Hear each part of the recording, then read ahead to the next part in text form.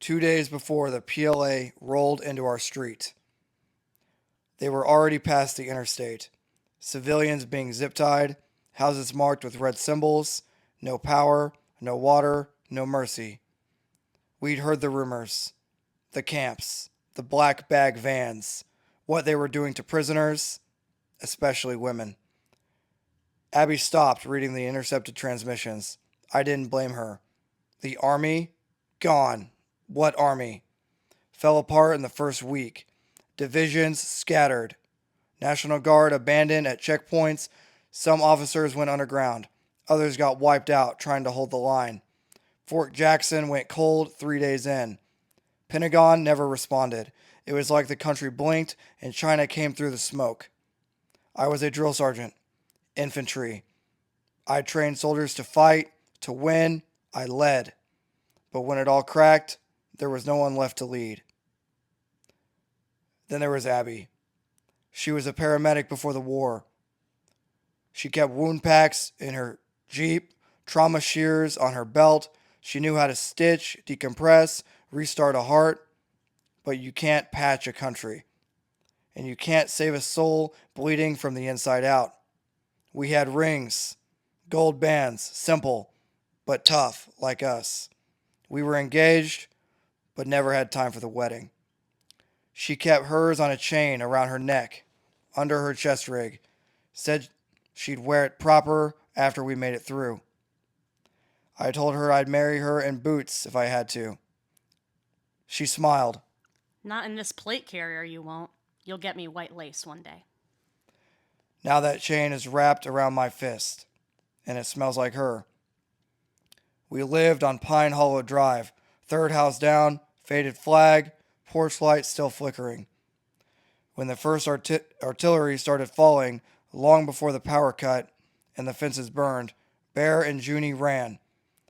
Big thunder across the hills. The skies lit up like a storm out of hell.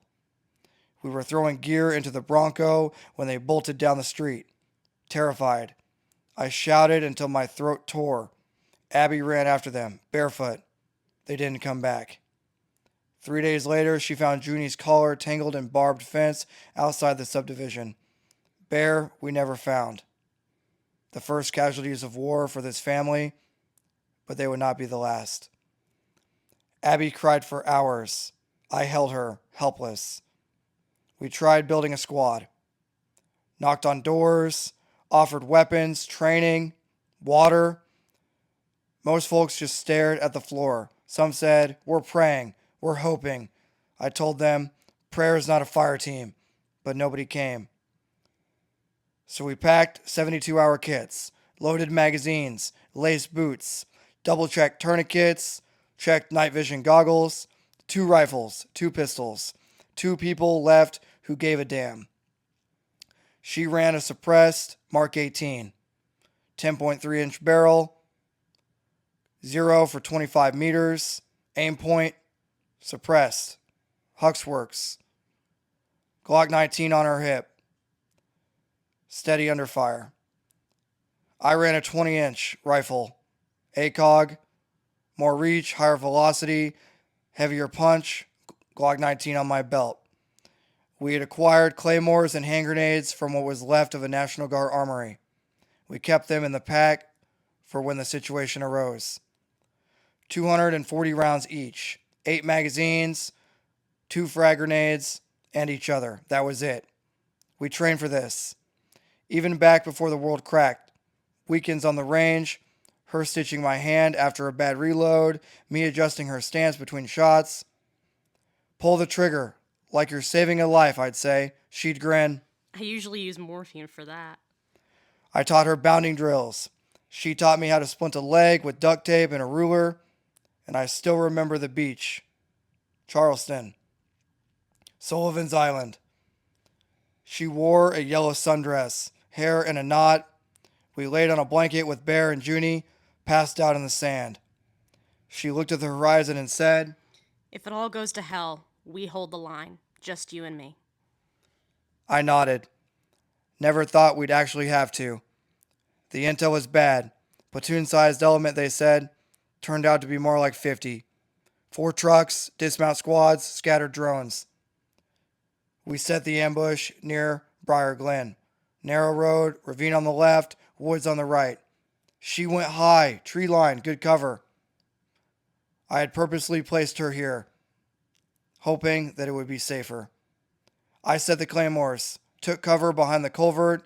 We had hand signals, timing, fields of fire, like I was back on the line, leading the guys. At 0240, we sprung the ambush. Claymores ripped the lead element.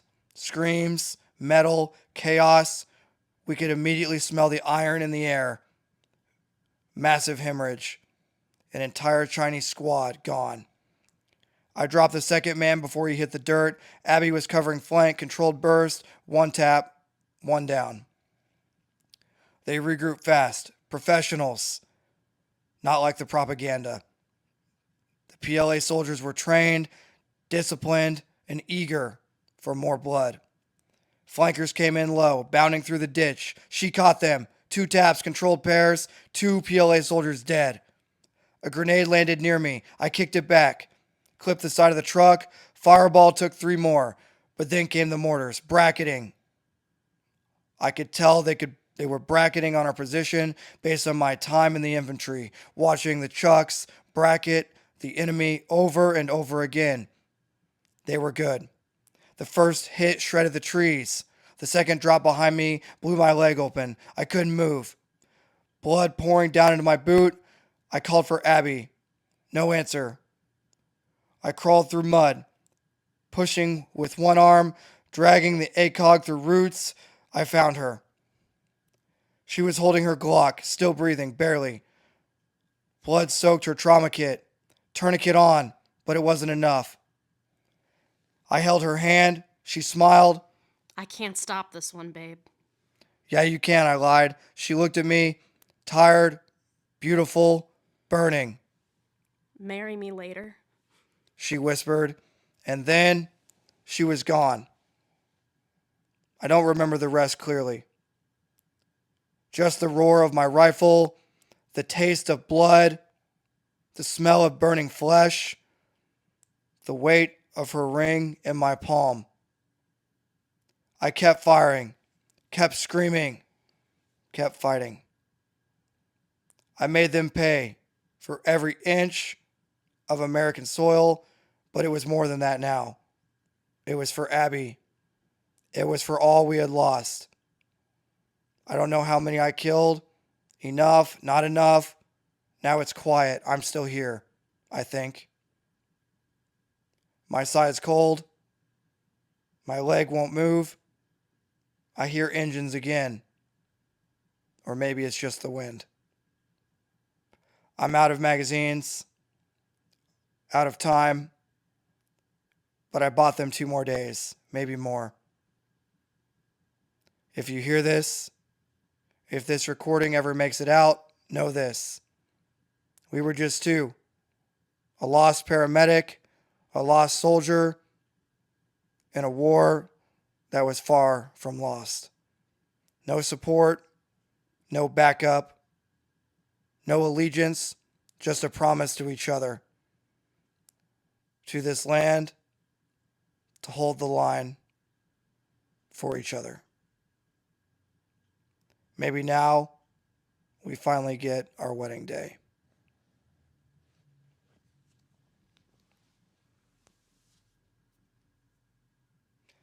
Guys, if you enjoyed this story about the Minuteman couple holding back the PLA platoon in their neighborhood, hit the like button. Comment down below if you want to hear more short stories like this. Donate to the Patreon. It's $5 a month and gets you access to a Discord server where you might be able to actually find a community of people to potentially save your life. Thank you for the support. Leave a combat llama down in the comments below. And, yeah. Any closing thoughts, Nighthawk?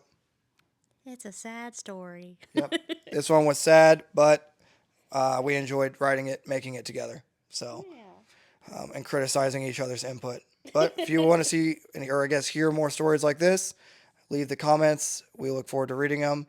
Let me know who did better on the voice acting. All right, guys. Have a good night. Cheers.